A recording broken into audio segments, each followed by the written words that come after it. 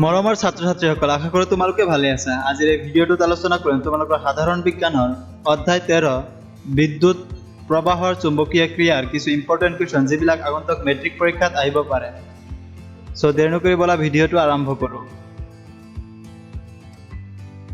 তোমালোকৰ প্ৰথম কুৱেশ্যনটো হৈছে চুম্বক বলৰেখাৰ ধৰ্মসমূহ লিখা।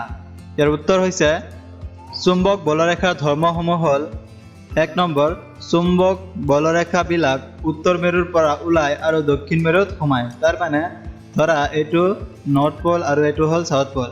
এইটো কি কৰিব সদায় উত্তৰ মেৰুৰ পৰা দক্ষিণ মেৰুত যাব। সদায় কি কৰিব উত্তৰ মেৰুৰ পৰা দক্ষিণ মেৰুত যাব। তাৰ পিছৰ হৈছে দুডাল চুম্বক বলৰেখা কেতিয়াও কটাকটি নকৰে।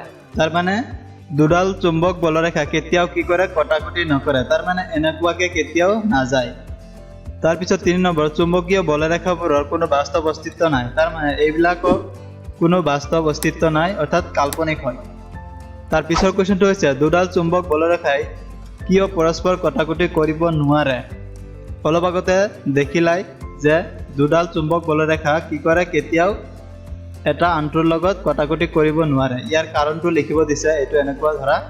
সো ইয়াৰ কাৰণটো হৈছে দুডাল চুম্বক বলৰেখাই পৰস্পৰ কটাকটি নকৰে কাৰণ বা কিয়নো যদি কটাকটি কৰিলেহেঁতেন তেন্তে কটাকটি কৰা বিন্দু দুটা দিশৰ সৃষ্টি হ'লেহেঁতেন, যিটো অসম্ভৱ। তাৰ মানে এইটোৱে ইয়াতে কটাকটি কৰিছে চোৱা, আৰু তেতিয়া সেই মুহূৰ্তত কি হ'ব একেলগে এইফালেও হ'ব লাগিব আৰু এইফালেও হ'ব লাগিব, যিটো কি হয় অবাস্তৱ। এটা ৰেখাৰ মাত্ৰ দিশ এটাই থাকে, দুটা একেলগে কেতিয়াও হ'ব নোৱাৰে।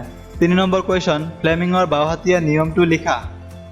উত্তৰ ফ্লেমিঙৰ বাওহাতীয় নিয়মটো হ'ল বাওঁ হাতৰ বুঢ়া প্ৰথমা আৰু মধ্যমা আঙুলি তিনিটা পৰস্পৰে লম্ব দিশত মেলি দিলে প্ৰথমা আৰু মধ্যমা আঙুলিয়ে যদি ক্ৰমে চুম্বক ক্ষেত্ৰ আৰু বিদ্যুৎ প্ৰবাহৰ দিশক সূচায় তেনেহ'লে বুঢ়া আঙুলিয়ে পৰিবাহীৰ ওপৰত ক্ৰিয়া কৰা বলৰ দিশ সূচাব।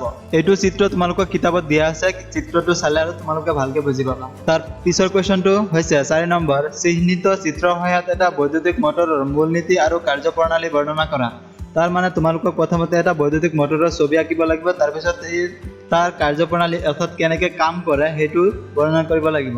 সো উত্তৰ ইয়াতে চোৱা এটা চুম্বক বৈদ্যুতিক মটৰৰ এটা ছবি দিয়া হৈছে। এইটো হ'ল নৰ্থ পল আৰু এইটো হ'ল সাউথ পল।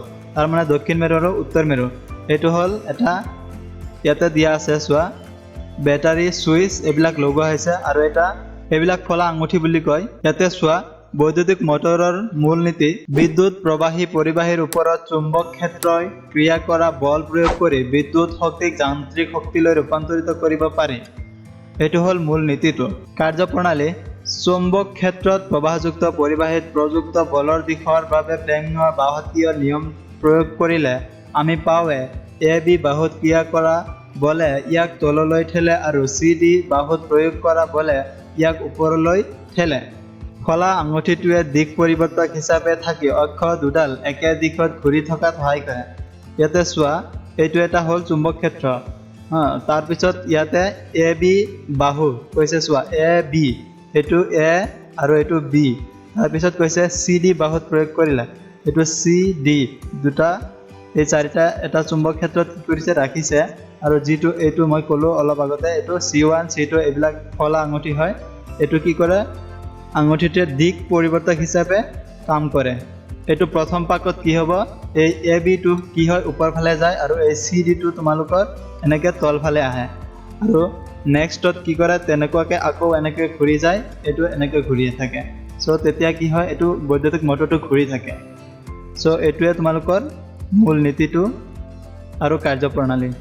তাৰ পিছৰ কুৱেশ্যনটো হৈছে প্ৰবাহযুক্ত বৃত্তাকাৰ কুণ্ডলীয়ে সৃষ্টি কৰা চুম্বক বলৰেখাৰ চিত্ৰ অংকন কৰা। এইটো হৈছে তোমালোকৰ চুম্বক বলৰেখাৰ চিত্ৰ। এইটো উত্তৰ মেৰু, এইটো হ'ল দক্ষিণ মেৰু, এইবিলাক এটা এটা চুম্বক বলৰেখা।